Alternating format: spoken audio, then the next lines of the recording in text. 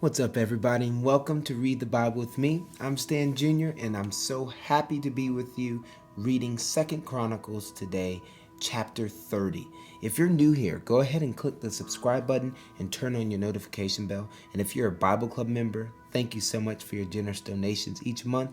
Helps us send Bibles and missionaries every month, really. And so we're grateful for your donation into this ministry.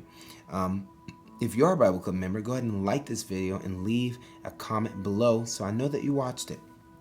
Let's look at chapter 30, verse 1. Hezekiah sent to all Israel and Judah and wrote letters also to Ephraim and Manasseh that they should come to the house of the Lord at Jerusalem to keep the Passover to the Lord, the God of Israel.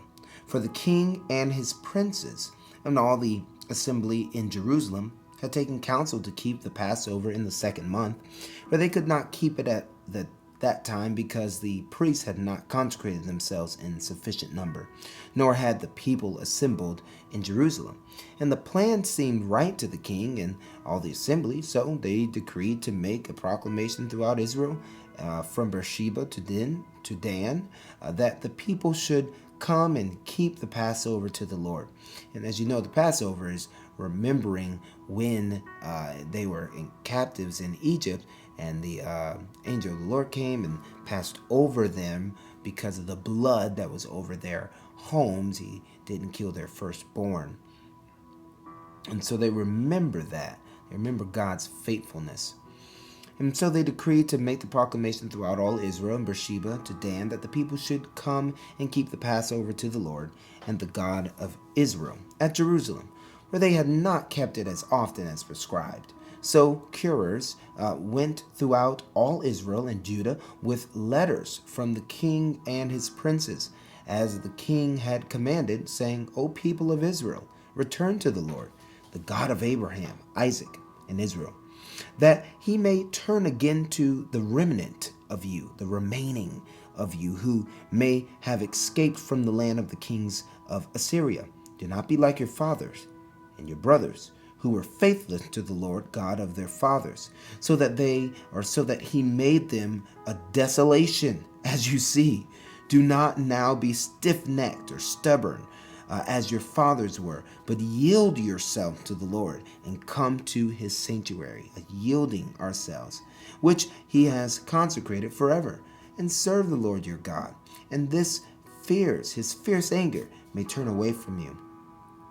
For if you return to the Lord, your brothers and your children will find compassion with their captors, and return to this land. For the Lord your God is gracious and merciful, and will not turn away his face from you, if you return to him. So the curers went from city to city, through the country of Ephraim and Manasseh, and as far as Zebulun.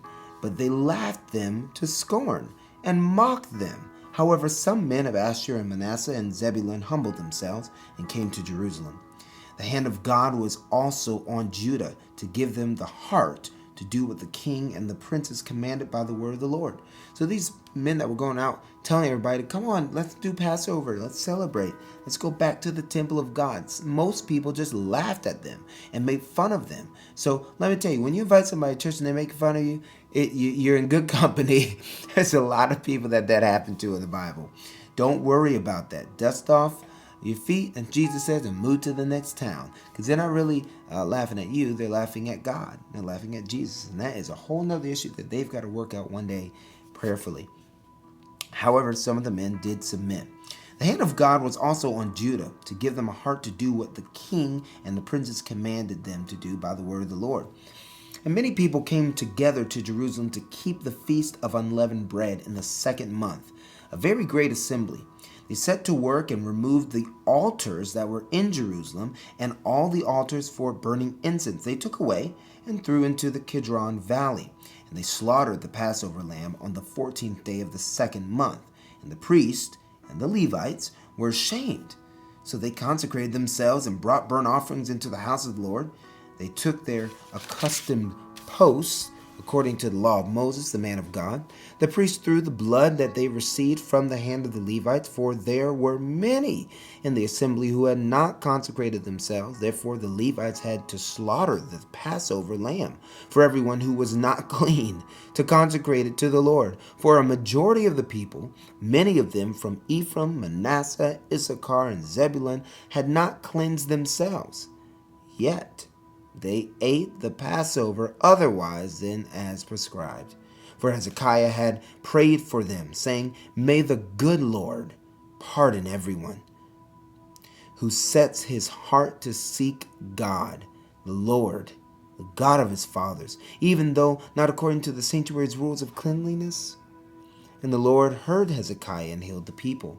And the people of Israel who present at Jerusalem kept the feast of unleavened bread 7 days with great gladness. And the Levites and the priests praised the Lord day by day, singing with all their might to the Lord. And Hezekiah spoke encouragingly to all the Levites who had showed good skill in the service of the Lord. So they ate the food of the festival for 7 days and sacrificed peace offerings and giving thanks to the Lord God of their fathers. Then the whole assembly agreed together to keep the feast for another 7 days. So they kept it for another 7 days with gladness.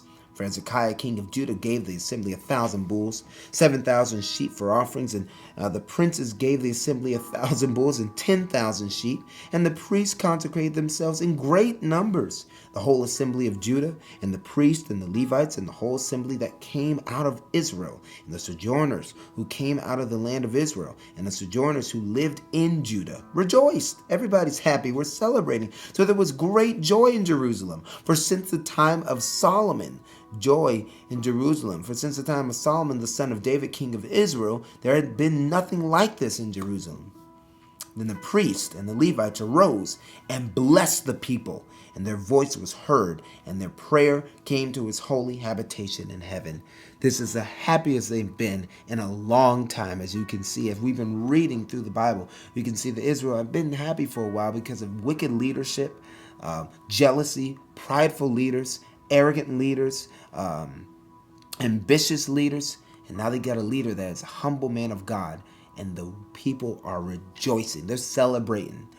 They're happy that God is blessing them. That was chapter 30 of the book of 2 Chronicles, and I'm so glad to be reading it with you. If you'd like to support this ministry, go to the link in the description down below. And also, if you'd like to support the ministry, just click, or you could type in on your phone, RTBWM, rtbwm.org, and you can buy a t-shirt and help this ministry that way. All right, I love y'all. Next time I see you, we're reading chapter 31 of the book of 2 Chronicles. God bless you. Peace.